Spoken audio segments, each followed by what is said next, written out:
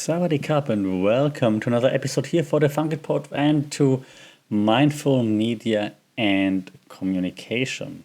Today is an episode which I find again quite fitting, quite important, but I hope most episodes are to some extent. Today I would like to talk about, social media, and don't worry, it's not going to be too long. As always, I keep the episodes between 10 and 15 minutes to keep it easy to digest. And if you, as always, are interested in more detailed explanations and so on, either join my class or, hey, let's thread about it. We're all on Thread now, right? On Threads, so let's thread about it. Follow me on Threads at AJ Sasha, and then we can also talk about it there, of course. So I want to talk about the social media phenomenon, not really about social media per se, but more about the phenomenon that occurs on social media when we are starting to compare ourselves to everybody else. All right, so I hope it's going to be another 10-15 minutes of a captivating journey for you, this time into the world of social media and self-comparison, okay? So in this episode, we're going to dive into the phenomenon that is this social comparison factor. Like, why are we doing this, right? And why does this happen on social media platforms? Yeah, one of those theories that applies right off the bat, of course, is what we call the social comparison theory. It's a theory that's that's more common in psychology rather than in pure media studies. But it highlights our natural inclination to evaluate ourselves by comparing ourselves with others. That's why the social comparison theory. And now, knowing that there's such a thing, there's such an urge for us to compare ourselves with others, it of course makes sense that on social media it happens like even more than in real life, obviously, right? Because this tendency is of course like magnified on social media because we're constantly exposed to those carefully curated images and those glamorous lifestyles. So the impact of social comparison on our self-esteem and on our well-being, and that's what we talk about in this podcast, right? Well-being, mental well-being, but also physical well-being. So the impact of this comparison, social comparison, onto our self-esteem and our well-being is obviously pretty significant.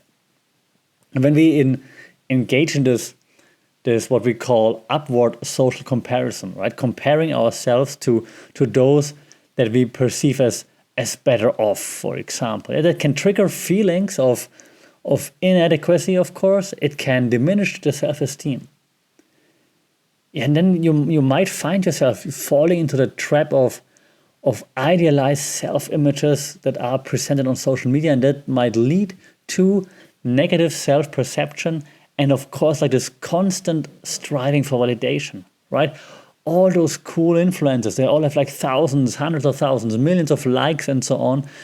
I want this too. I need the validation too. I want to be like them, right? So this is all rooted in this self-comparison, right? We compare ourselves to others, and without social media, without the internet, and again, I'm not hating on it.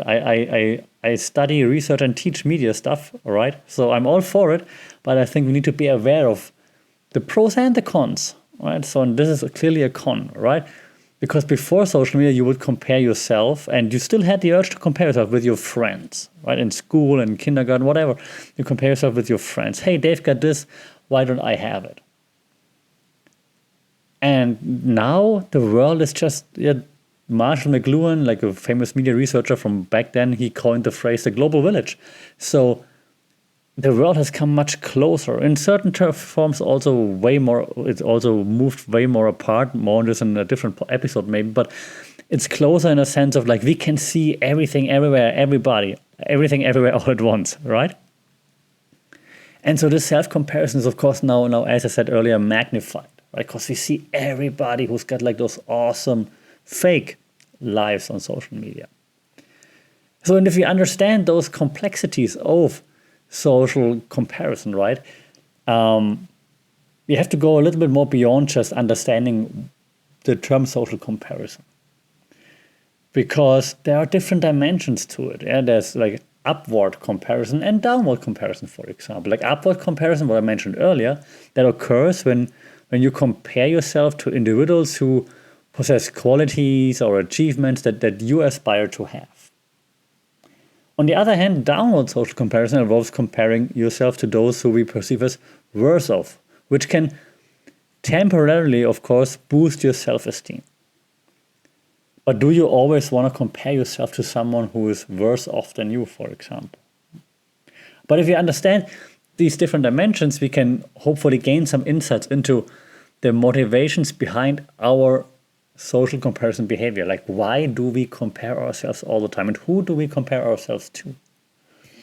Okay, so this upward and downward comparison is something we're doing all the time. You probably see that yourself. You're like, oh my God, I want what those influencers have. Or sometimes you're like, oh, actually, look at me. I'm on a nice holiday trip right now. I have it quite well, actually. Yeah, so this upward and downward, of course, I would assume most of the time, right, we're upward comparing because we're never satisfied. And speaking of this, right, we also have to talk about, of course, the impact of this social comparison, because obviously there will be some psychological effects if we're doing that. And as I said earlier, social media, of course, like with all its allure and all the perils that it has, right, needs to be understood also in this regard.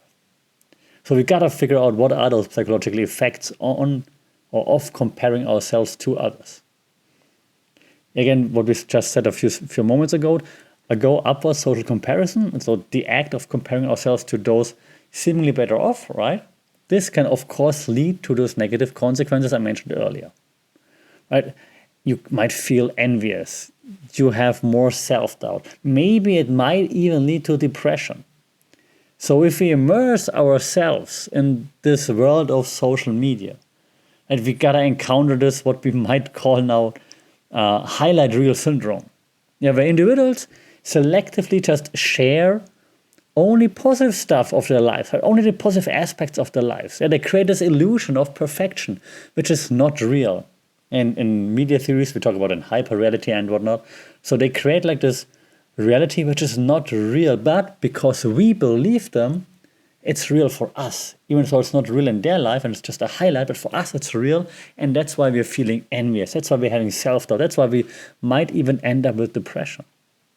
So that's why it's so important to understand the psychological impact of social comparison.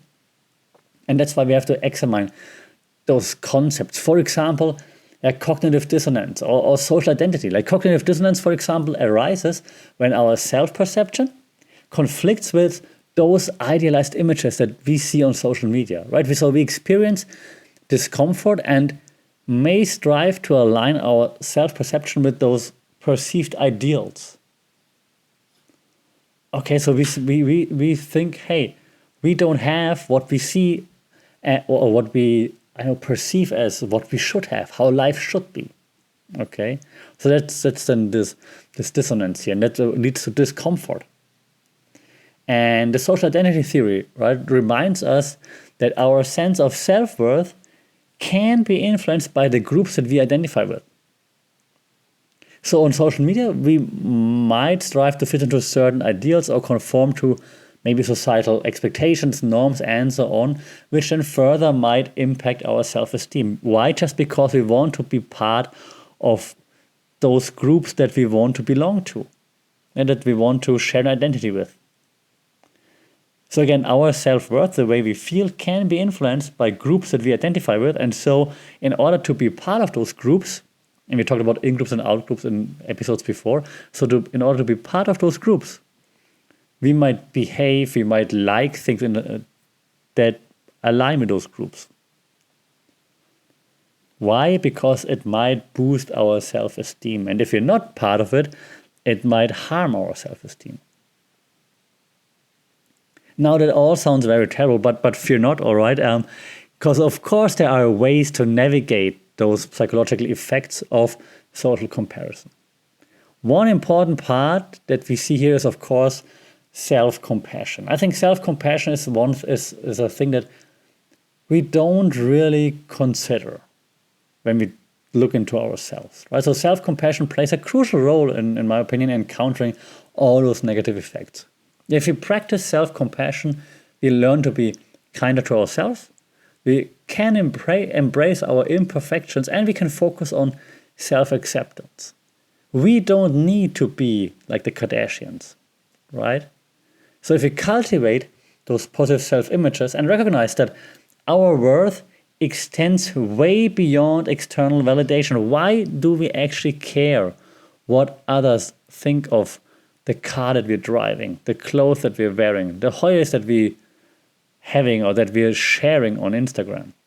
Yeah, if we realize this, then we can protect ourselves from all the negative consequences of social comparison. And that's an important step towards preserving your mental health. And this leads me to quickly talking about how important it is to embrace authenticity. Because I think that's the main strategy that we can apply to foster self-esteem in this crazy digital world. I think it's time to break free, if you will, from those. And I know it sounds exaggerated, but let me just paint that picture. It's time to break free from those shackles of comparison and embrace your authentic selves. Yeah, so you gotta have some strategies to foster self-esteem, positive self-images, and so on. There's this theory called self-discrepancy theory.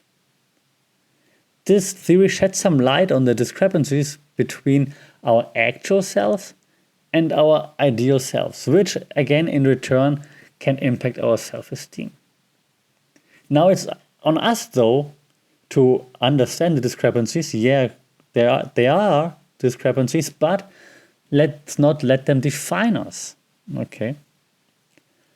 Because as we mentioned in the beginning, right, on social media, you're bombarded all the time with those fake idealized standards with like unattainable beauty norms, right? And this leads to this sense of inadequacy. And if we embrace authenticity, we can then challenge these unrealistic expectations. Then we can find contentment in being true to ourselves.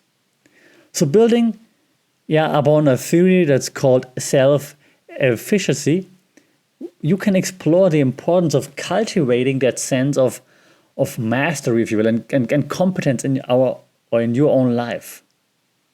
Yeah, you set achievable goals, celebrate this accomplishment, and this will lead to an increased self-esteem, and it will reduce the need for this external validation. So what I'm saying is, find something that you like, set goals in this regard, and if you accomplish those goals, then your self-esteem will grow. And you don't need anyone else to validate you because you see for yourself, hey, I mastered this. I'm more competent at that. Awesome. That can be anything, learning a new language, doing martial arts, whatever works for you. Yeah, but you don't need others to tell you how to feel.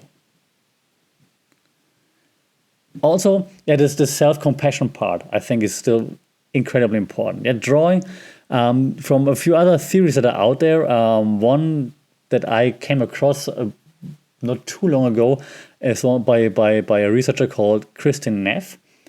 And yeah, the theory also talks about the social comparison, of course, the negative effects of social comparison, and talks about how to counteract those.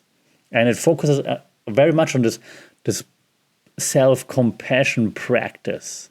Yeah, be kinder to ourselves, embrace imperfections, foster this positive self-image, all the things I said before.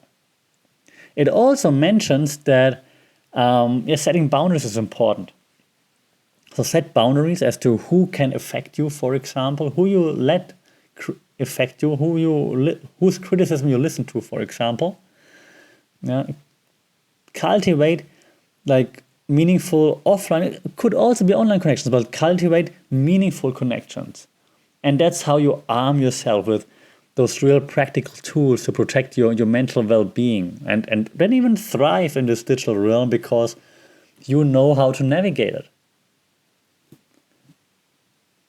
So if we understand all this, right, I think then we spent the last 10-15 minutes very well. We hopefully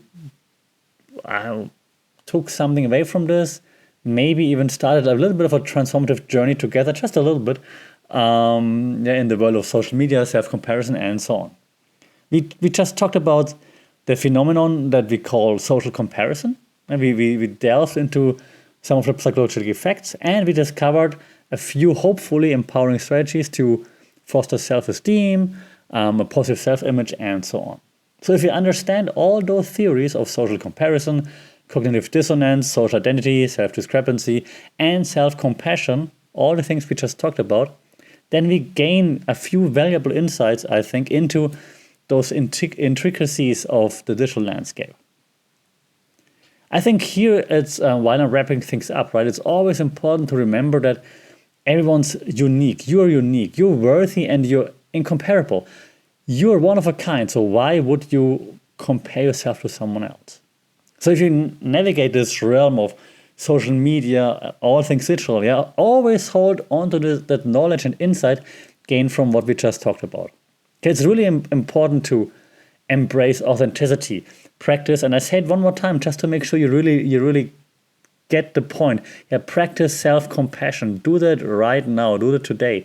Cultivate a healthy relationship with yourself, both offline but also online. I'm not saying throw away all things online, no, but practice self-compassion and have healthy relationships.